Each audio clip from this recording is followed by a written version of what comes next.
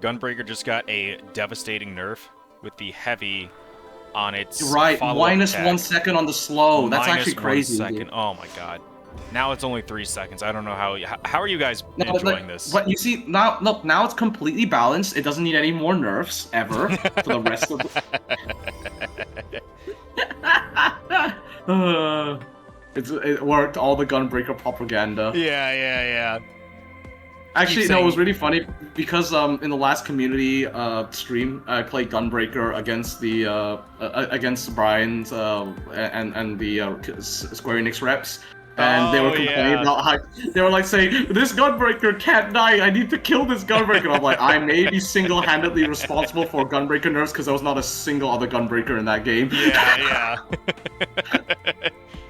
Imagine if there are more of these guys. Well, going up here, we do have I don't want to say a mirrored comp, but mirrored roles at least, with 3 DPS, 1 healer, and a tank.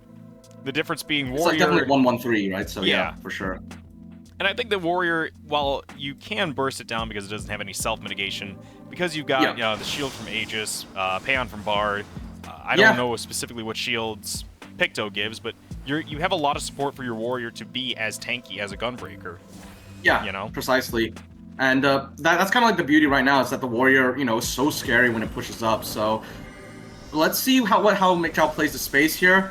Maybe they're going to try and like catch him in this little choke point here with a Rend.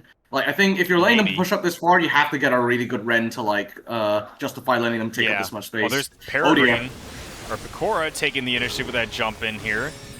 It looks like Burst is going onto Vestel, but she's got support from Genre and doesn't use any mana. Okay. Alright, now they're sending on to Meow because they know all the defensive has been used on everybody else. But they do get a trade on Vestel, but then they go back with the counter trade on Azrael. Yeah, 2-for-1 trade. And it was very good of Meow or Nyever to not pop any CC on the Warrior there. They knew that Payon was their get-out-of-jail-free card, right? They got the damage reduction and the healing enhancement. Nice. Not enough to get it going. Celeste steals the potion from Churu, so forces them to be out of the fight with Elixir, and that means they full send their damage onto Peregrine. Doesn't even need the stun from Terminal Trigger. They send it onto Mickjaw instead, getting stunned with the dash and Terminal Trigger, and that will be them killed before the Sabu Tender, the Luna Tender resolves. And I think that was a little greedy of Mickjaw to be in that that pit fighting with trying to steal the Luna Tender shields, trying to make their team make Meow or Nyever as weak as possible, but... Ooh. Yeah, and now this has kind of launched them into a heavy stagger situation. The respawns are not all synced up, so people are just kind of conga lining onto the point. And you never want to see that. Good guard by... I was going to say good guard by Peregrine, but it was not! No. Oh, it lets Vestel get a double kill.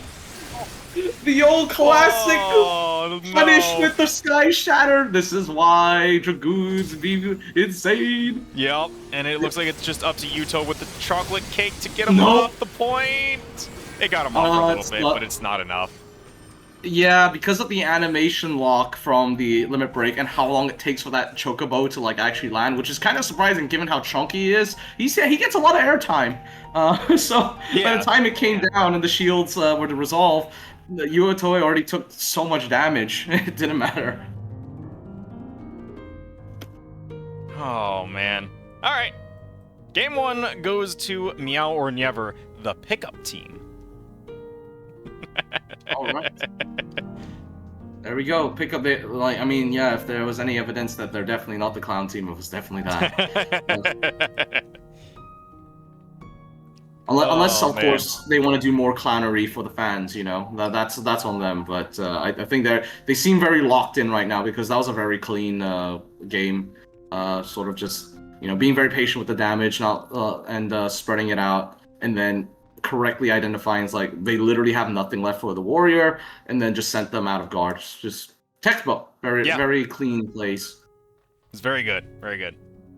And I think that's something that a lot of people are picking up on with CC especially, is it really does kind of feel like it depends on like what level each individual player is at, more than anything. Like a team that works well together, yes, that's good, but having individual players that can make their own decisions and make the same correct decision it's just going to carry you so far. Yeah. So we'll see how you know we get if how Chibi Fire adjusts here, because I think their main mistake was like, again, you have a warrior who has all the support that they could possibly want, with 4 team members being able to put shields, CC immunity, whatever, right?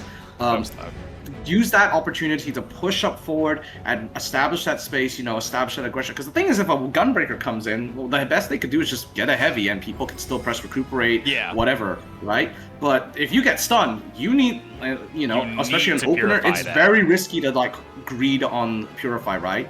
And if you misjudge, you're dead. And that's why, that's where the warrior really is scary, especially an opener. And that establishing that early momentum is so important. Yeah. And I mean, warrior has always been like the do or die kind of tank, right? Yeah. It shows there, but. And I do like how we're talking about how, oh yeah, Celeste on Gunbreaker is an incredibly tanky person, yada yada. Picora is also really good about using both Hutan and Shikuchi to kind of take that aggro, kind of get those hits in and then bail, so that Celeste doesn't have to always be popping Nebula. It doesn't always have to be popping hard. There's very few holes for Chibi Fire to exploit there. For sure. Oh, it's definitely like a. What are they doing here? You see what? Oh, you see what Meow and Nyever's doing? They're going down the speed lane, trying to go McJowl fast, but good play by McJowl, not using Purify. They do have the Payon. Wow. Okay, I mean, I don't even know who's going on they're making sure that the warrior can't make space for them. But now here's the problem: Vestel's by themselves here. And I don't think they have Purify, so they may be in danger. No, they're not. Ooh. McJowl, on the other hand, just kind of locked in here and gets run down by Six Eyes. Six Eyes taking him down with just a little bit of the stats with Vertao. And Churu also locked away from the rest of the team. There's just, a bit of chaos here as Chibi Fire is just a little bit disorganized with their formation. And, And, for how aggressive of a play that was by Meow or Nyever, they were also kind of playing it safe. They were playing their corners. They were just doing good neutral. And there was a really good mix-up on a Peregrine Loft. Holy, it may not be enough. Still nearly goes down for it, but gets the guard out just in time and onto the potion as well.